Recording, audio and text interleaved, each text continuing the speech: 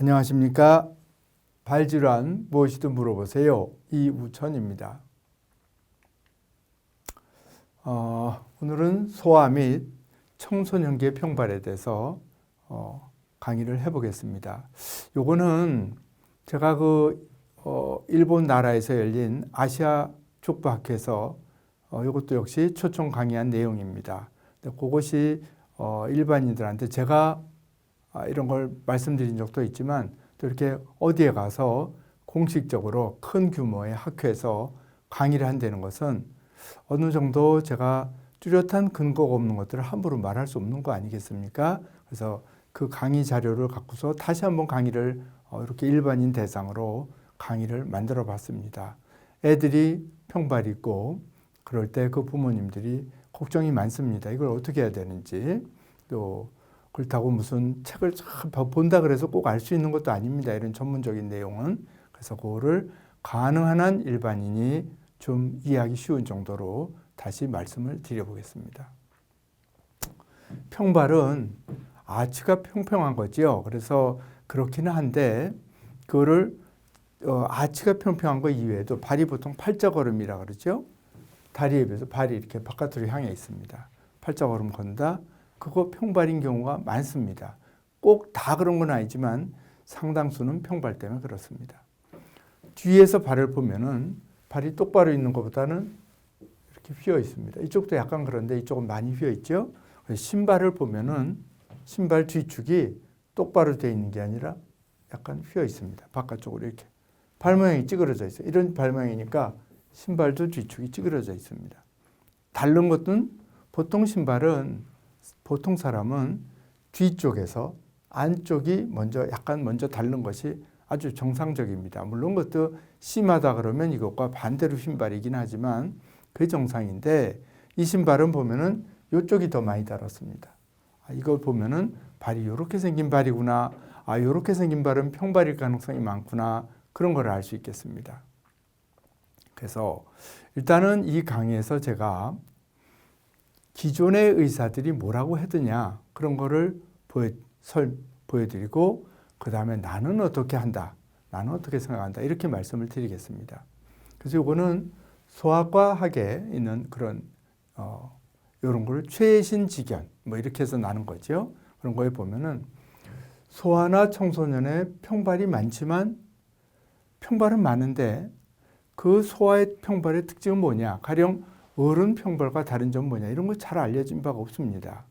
이게 왜 그러냐면 많은 사람을 대상으로 가령 1000명 이런 사람을 가령 1000명을 대상으로 어린애부터 이 사람이 나이가 30, 40, 50, 60 쭉 평생을 가는데 요런 발이 어떻게 되더라. 평발이 1000명 있었는데 요 발이 나중에 20대 가니까 어떻고 40대 가니까 어떻고 70대 가면 어떻더라 이렇게 해놓은 논문이 이거 하기 어렵겠죠. 그런 논문이 없습니다. 그걸 자연경과라 그러는데 자연경과 또는 치료를 했을 때 어떻게 되더라 이런 거에 대해서 연구한 논문이 없습니다. 이런 자연경과가 알기 어렵거든요. 오랜 세월을 두고 여러 명을 이렇게 한다는 것이 어렵기 때문에 더군다나 병이 없는데 특별한 증세가 없는 거를 갖다가 오랫동안 관찰한다? 그거 참 어렵습니다. 그래서 이런 거를 딱히 알려진 바가 많지 않습니다. 어느 병원에 유명한 병원에 아주 우리가 믿을 만한 큰 병원에 아주 유명한 교수가 있다. 소아 전문 교수다. 그분은 다 알 것 같지만 그분도 기존에 알려진 문헌에 근거해서 배우고 또 몇 년간 자기가 환자를 보면서 느끼는 건데 그 환자를 그 교수도 아무리 유명한 분이라도 오랫동안 여러 사람을 계속 어떻게 되는지 알지 못합니다. 그렇기 때문에 결국엔 우리가 현재 알고 있는 것이 한계가 있다. 그거를 우선 말씀드려야 되겠습니다. 그래서 어떤 특정한 어린이나 청소년이 성인이 되었을 때 그 평발로 인해서 평발이 있는 사람이 기능 제한이 생기는지 가령 평발로 인해서 도대체 어린애가 평발이 꽤 심한데 이걸 그냥 두면은 어른이 되었을 때 기능 제한이 생기느냐? 생긴다면 몇 %나 생기느냐?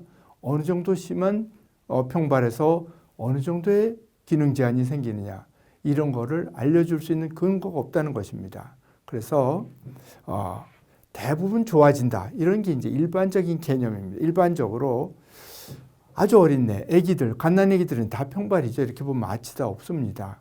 그렇지만 그 어린애들이 크면서 청소년기가 되고 성인이 되면서 점점 좋아지거든요. 평발이 저절로 좋아집니다. 그래서 평발은 어린이들의 평발이 대부분 증세가 별로 없고 그러면은 기능적인 장애가 없는 그냥 이건 평발은 좀 있지만 정상이다 이렇게 생각하는 것이 일반적인 생각이라고 여기에서 알려주고 있는 것입니다. 그래서 현재까지 보고된 알려진 걸로 볼 때 또 의사들의 의견들이 보면은 증상이 없는 어린이 평발은 그냥 두고 봤다가 증상이 있으면 수술 안 하는 거 먼저 하는 게 당연하겠죠. 그러니까 물리요법이나 물리치료라는 거, 또 보조기 뭐 이런 걸 해보고 그래도 안 되고 증세가 심하면 수술한다. 여기까지는 이제 누구나 그거 당연하다. 당연하다. 이렇게 이제 얘기가 되는 거죠. 당연하다. 누구나 이 말에 대해서 이의를 제기하는 의사는 없습니다. 그런데 이제 보조기, 물리요법이나 보조기를 하는데 그 보조기를 해서 평발이 좋아진다는 근거가 있느냐? 그거 확실히 없습니다. 여기서 보조기라는 건 깔창을 얘기합니다. 우리가 인솔이라 그러는 깔창을 얘기하는데 증상 호전이 되는 것은 그런 경우는 상당히 많습니다. 어린이 평발에서 깔창을 해서 증상이 좋아지는 가능성은 많지만 평발이 근본적으로 그로 인해서 깔창으로 인해서 개선되느냐 아니면 개선된다면 저절로 개선되는 것이냐 그거를 현재로서는 깔창에 의해서 개선되는 것은 아니지 않느냐 그것이 일반적인 의견입니다. 유연성 평발은 요거는 이제 다른 또 문헌입니다.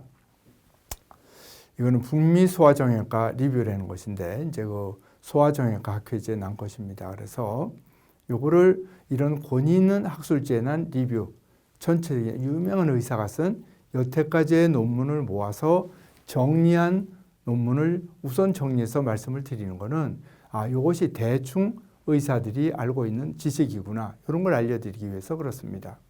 여기에도 보면 역시 어린이 유연성 평발은 나이가 들면 점차 좋아진다.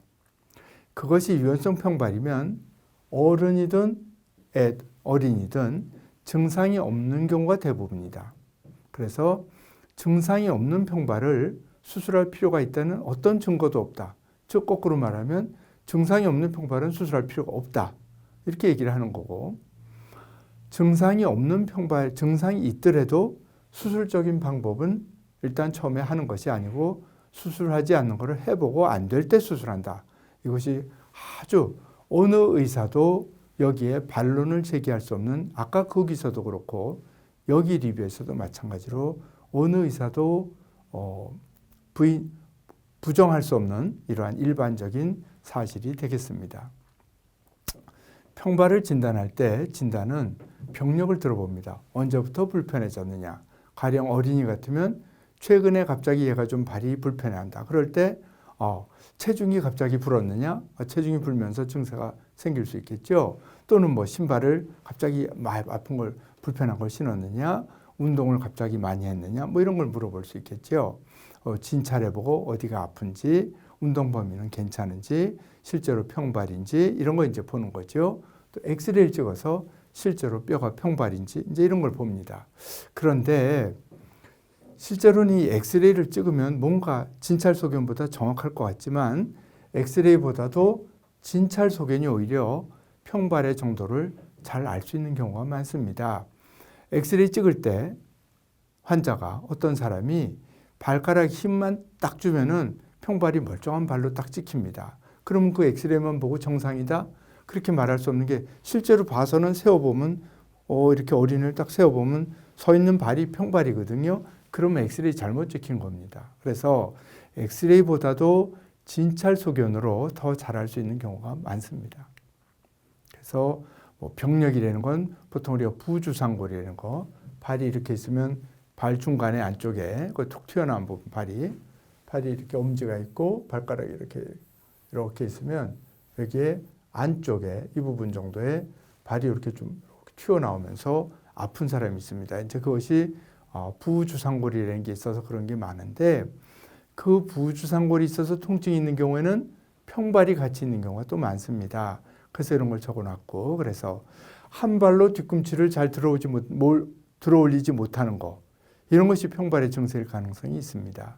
한 발로 잘 들어올리지 못하는 게 뭐냐? 그 다음에 또 보여드릴게요.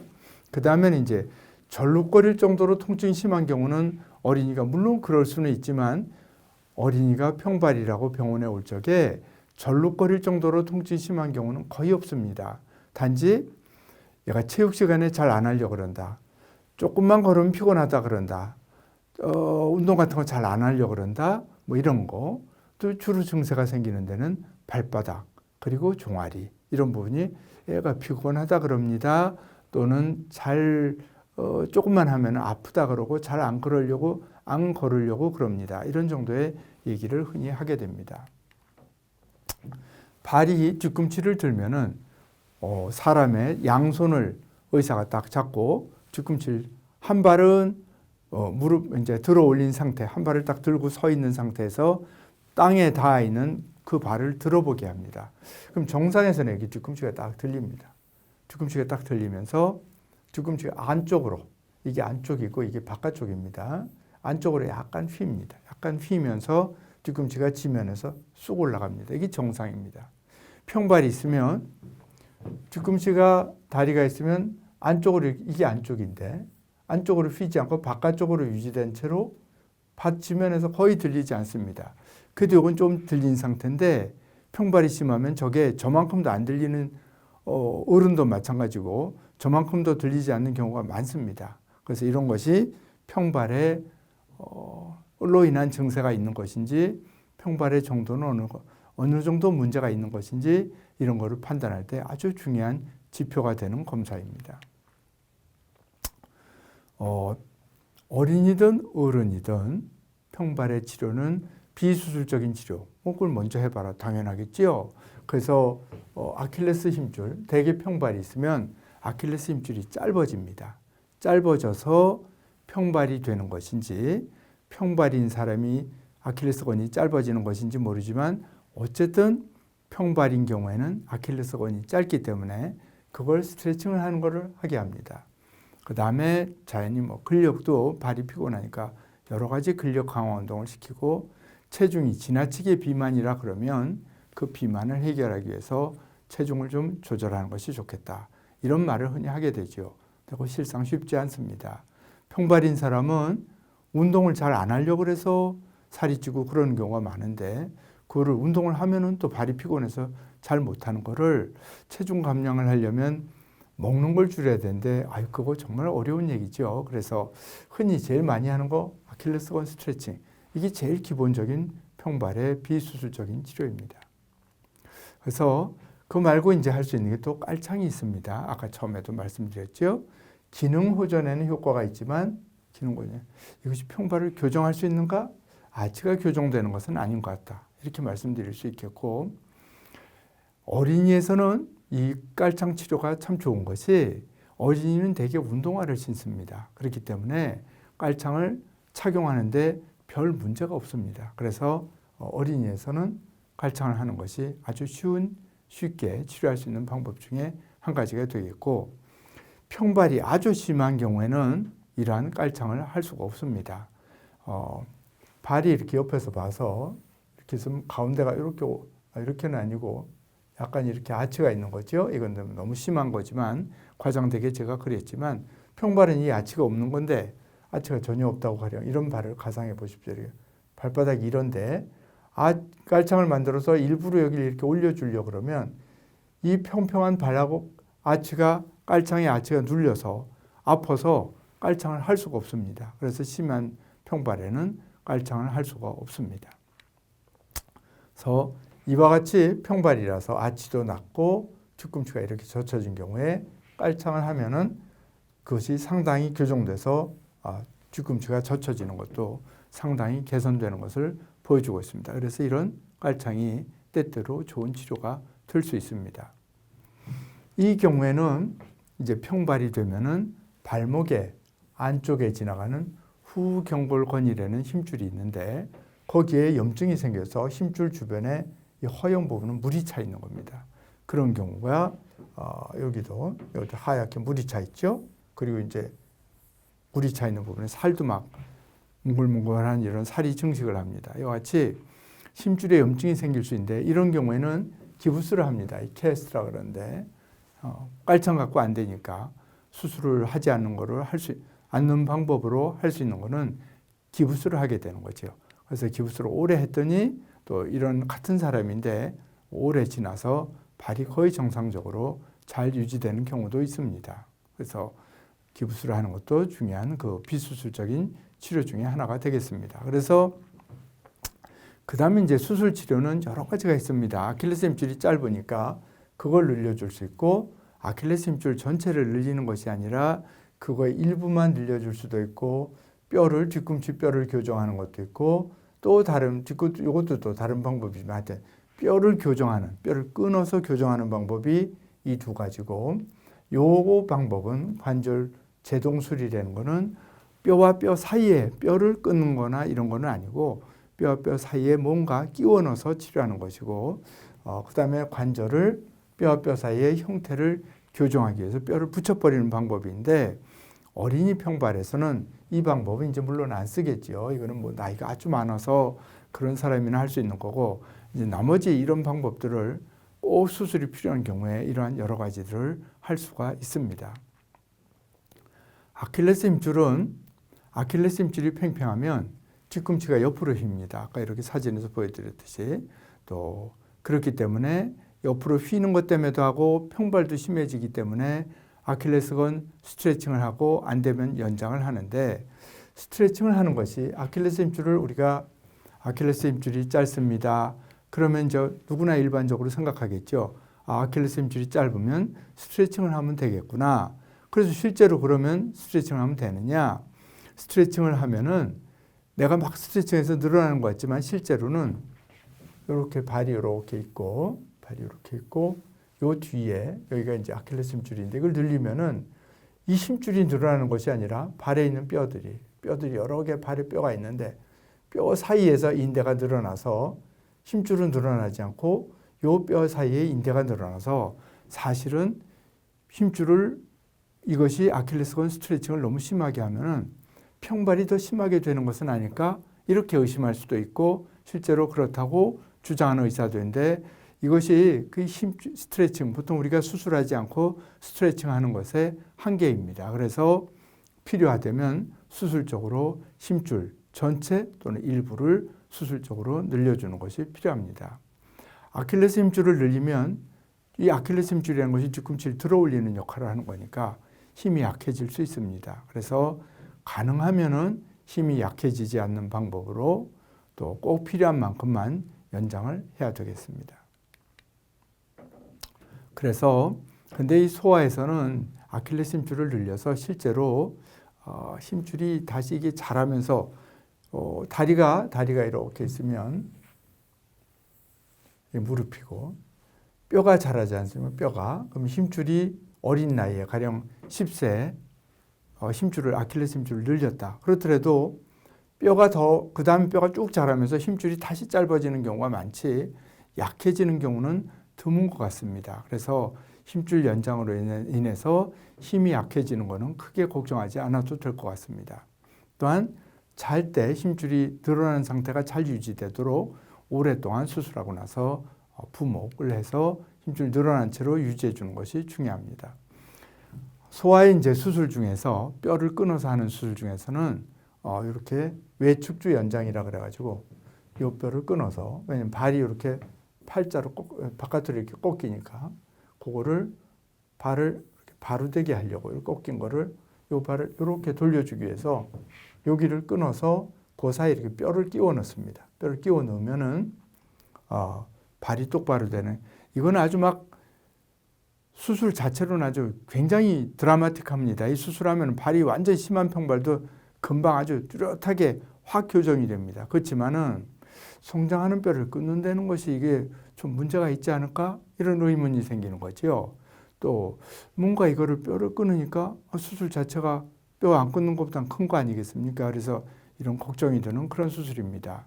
또 하나는 뼈를 끊어내고 그 틈새에다 뼈를 끼워 넣어야 되는데 자기 뼈를 떼서 그러면 골반에서 이런 뼈 조각을 떼야 되는데 이거 골반 성장에 문제가 있지 않을까? 이런 게 한 가지 걱정이 되고, 그래서 다른 사람 뼈로 만든 제품화된 뼈를 많이 넣는데 다른 사람 뼈를 넣으면 이것이 나아가는 동안에 뼈가 죽어서 없어질 수가 있습니다. 그러면 수술하고서 이게 도로 좁아지면 허사가 되지 않을까? 뭐 이런 여러 가지 문제가 있을 수 있는 게 이러한 외측주 연장술입니다. 평발 교정 효과는 확실한데 그거로 인해서 이런 여러 가지 문제점이 있을 수 있기 때문에 절대로 함부로 하지 않는 그런 수술이 되겠습니다. 그런데 이제 뼈를 끊어서 하는 수술은 뒤꿈치 뼈를 이렇게 끊어서 방향만 틀어주는 수술, 또 여기를 끊어서 발을 전체적으로 벌리는 뼈를 끼워 넣는 이런 수술, 이런 것, 이 수술보다는 이 수술이 더 효과가 뚜렷합니다.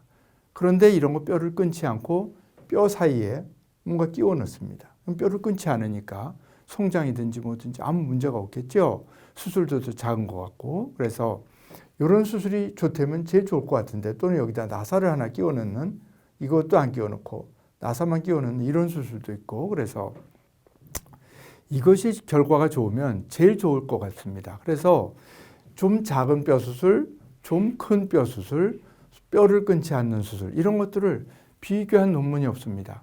똑같은 정도의 평발에서 이런 경우에는 이런 수술하면 더 좋더라, 이런 거를 비교한 논문이 없습니다. 그래서 근데 이런 큰 수술은 요 중에서는 제일 큰 수술인데, 이것이 보통 사람 뇌성마비 어린이에서 한 결과를 보고한 것들은 많은데 평발, 그냥 아무런 그런 다른 뇌성마비도 없는 정상인의 유연성 평발인 어린이에서 한 경우는 드물거든요. 그래서 어느 수술이 제일 좋으냐? 의사마다 여기서 의견 차이가 많이 생기는 것입니다. 그래서 가능하면은 제가 수술을 꼭 해야 된다 그러면 저는 요 중에서 나사를 끼워 넣는 수술을 제일 선호해서 하고 있습니다. 근데 이제 다시 원점으로 돌아가서 어린이 평발은 있을 수 있는 거다. 대개 커가면서 좋아진다.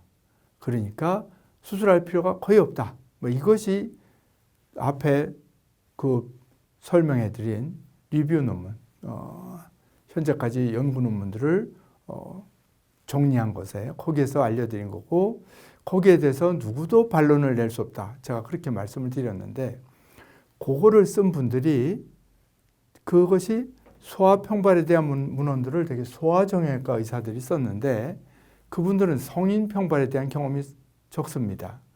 나이가 들어서 나이가 60, 70, 80대에서 아주 심한 평발로 인해서 문제가 되는 경우를 본 적이 잘 없는데, 나이가 들어서 아주 심한 평발을 자꾸 경험을 하다 보면 이것이 어느 시점에선가 좀 더 일찍 간단한 치료를 해줬더라면 이렇게까지 되지는 않지 않았을까, 이런 생각이 자꾸 드는 것입니다. 제 경우에. 그래서 이와 같이 평발이 심해져서 나이가 들어서 발목 관절염이 심해서 발목을 고정해야 된다든지 인공관절을 해야 된다든지 이런 경우들이 있거든요. 이제 이런 걸 보면은 이거 어느 시점에서든가 이걸 좀 해줬어야 되지 않을까, 이런 생각을 하게 되는 것입니다. 그래서 이것은 이런 것들을 쭉 제가 이런 논문들도 보고 또 뭐 책도 보고 당연히 이렇게 해서 경험도 하고 이렇게 볼 적에 저의 개인적인 치료 지침, 개인적인 치료 지침이라 그러지만 요 말 자체는 어떤 의사도 다 동의하는 것입니다. 증상이 없으면 치료하지 않는다. 당연하겠죠. 증상이 있으면 일단 깔창한다, 어린애들. 당연합니다. 깔창을 해도 아픈 수술은, 평발은 수술을 생각해 보겠다. 당연합니다. 아주 당연합니다. 여기에서 문제는 무엇이냐? 얼마나 증상이 있을 때 증상이 있는 평발이라고 할 것이냐. 여기에서 이제 문제가 생기는, 개인차, 의사마다 의견의 차이가 생기는 것입니다. 어떤 거를 증상이 있는 평발이라고 할 것이며 어떤 증상이 얼마나 있을 때 그거를 치료의 대상으로 볼 것이냐. 여기에서는 의사마다 굉장히 차이가 많습니다. 어린이는 자기 의견을 증상을 자기 표현을 잘 못합니다. 그리고 어린이가 평발이 된 건 어느 날 정상인 발이 평발이 되는 게 아니고 쭉 살다가 어느 시점에서 활동이 많아지든지 체중이 불든지, 같은 평발이라도 나이가 먹으면서 성장을 하면은 발은 먼저 크고 그거에 한 2, 3년 지나서 상체가 커집니다. 발보다 위쪽에 키가 크면서 그럴 때 증세가 생길 수 있거든요. 그래서 이것이 그 전 단계에서 어느 게 그 어린애는 평발이 심해서 실제로는 걷기도 싫어하고 활동력도 떨어지는데 그것이 증세가 있는 거라고는 본인도 생각을 안 하고 불평도 하지 않고 보호자도 당연히 생각하지 않습니다. 그래서 그 부분에서 이제 이것이 증세가 있는 평발인지 아닌지 여기에 대해서 아주 의사마다 의견이 천차만별이 되는 것이고 의사가 그 판단이 틀려지게 되면은 치료도 당연히 다른 것입니다. 그래서 어린이들이 흔히 하는 얘기로는 뭐 종아리, 발바닥 등이 불편하다, 쉽게 피로하다, 또는 잘 걸으려고 하지 않는다, 걷는 거 싫어한다, 체육하는 거 싫어한다, 뭐 이런 거, 또는 부주상골 부분에 통증이 있다든지 뭐 이런 것들이 의견을 증세라고 할 수 있는데 그것을 어느 부분까지 이걸 치료 대상으로 할 건지의 그 경계선 부분, 이걸 뚜렷하게 검은 거, 뚜렷하게 흰 거, 그 사이에 있는 회색 부분, 그걸 그레이존이라 하는데 회색 부분이 항상 있습니다. 그래서 그 부분에 대한 개인적인 의견 차이는 많이 있습니다. 그래서 이거는 의견이 그래서 이거 제가 뒤에 요 슬라이드는 전부 다 그래서 요걸 제가 마지막 슬라이드로 하겠습니다. 그래서 제가 봐서는 이런 거에 따라서 차이는 있지만 제 개인적인 의견으로는 엑스레이 상으로 또 환자를 진찰해 봐서 평발이 아주 심하면서 증세가 어느 정도 본인이 벌써 말할 정도의 증세가 있고 사진상으로 진찰 소견으로 평발이 아주 심한 경우에는 나이가 성장기에 있는 나이에서는 성장기라는 거는 8세, 9세, 10세, 11세 이 정도 선입니다. 그 정도에서는 저는 밑에다가 뼈와 뼈 사이 뼈를 끊는 수술은 좀 과하고 종아리 힘줄, 아킬레스 힘줄을 일부 늘려주는 수술과 뼈에다가 뼈 사이에 나사를 하나 끼워 넣어서 하는 그런 정도의 수술적 치료를 권하고 있습니다. 그거는 제가 여러 명을 치료해보고 어린이도 치료해보고 어른도 치료해보고 그로 인해서 관절염이 생기는 것도 치료해보고 그런 과정을 거쳐서 제가 제 나름대로 터득한 어떤 치료 지침이 되겠습니다. 여기까지 이 강의를 마치도록 하겠습니다. 대단히 감사합니다.